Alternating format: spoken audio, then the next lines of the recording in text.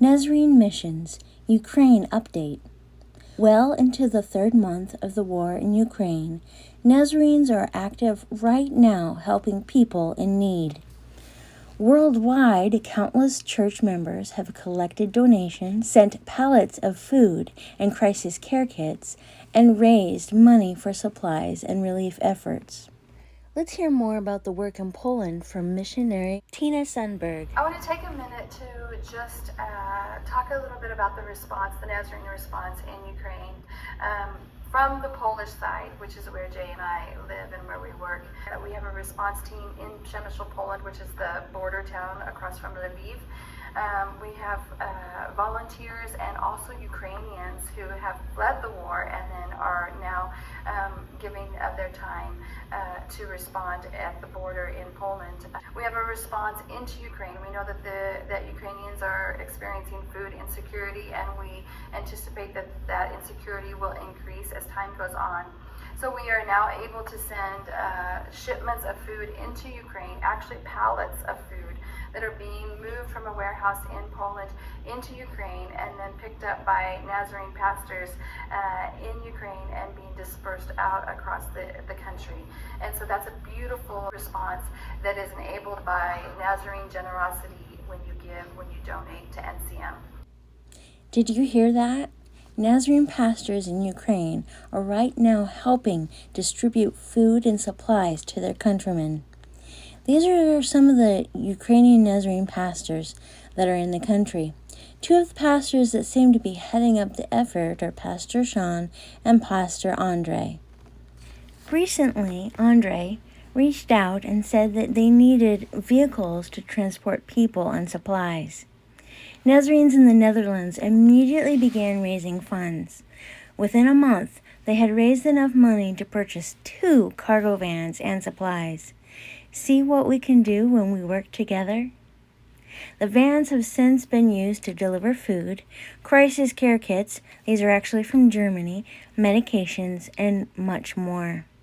Please listen to Pastor Sean as he speaks about a recent trip to transfer medications. This is what Nazarenes are experiencing right now. It may be hard to watch.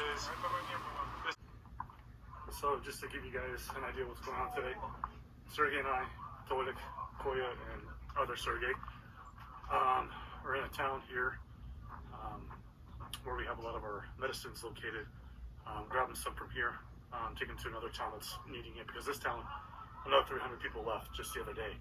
So we are going to deliver this meds to another place that's, like I said, in need. Right now we're between the Ukrainian and Russian position, so artillery is literally flying over our heads.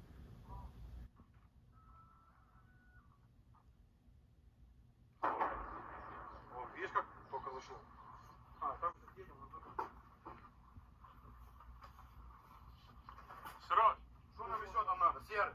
Сейчас Сережа, это он уже... У нас сейчас фекшн подойдет. Зашло от нас, да? Это зашло. Это вышло, да? Это вышло, у нас тут вообще рядом. Что нам надо, парикат? And here's another mission with the other van. Да, да.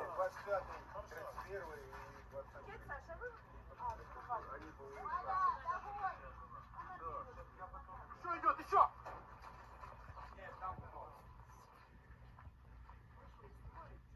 Я же говорю, это они начали работать, наши поработали, они теперь работают.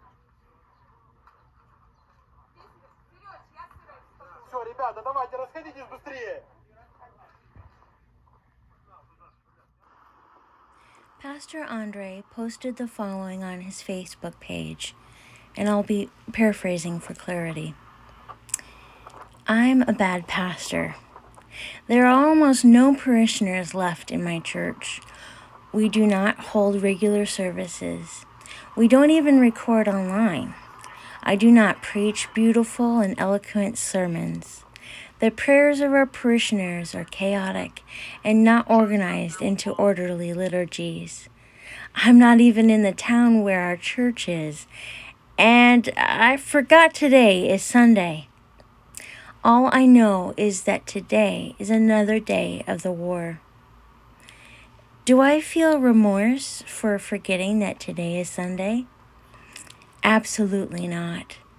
As we have often joked in Christian circles here in Ukraine, there was a time when we, sitting in churches, studied theory, and now it's time for practice. It is in such situations that it is very strongly manifest how well we have learned the truth about selfless love for our neighbor, and how ready we are to apply this in our lives. The war will end sooner or later, and then we can return to our weekly church routine. Until that moment comes, we will continue to serve people and preach the gospel with our deeds. So, church, what can we do to help? Pray. Pray for Ukraine and church leaders and churches responding to the needs around them. Pray for Russia. Pray for peace. Give. One thing we can do is to continue giving to Faith Promise and to the World Evangelism Fund. These donations in part go directly to Ukraine and others around the world in crisis. You can also give directly to the Ukraine Crisis Response Fund at ncm.org/Ukraine. Together we can make a difference.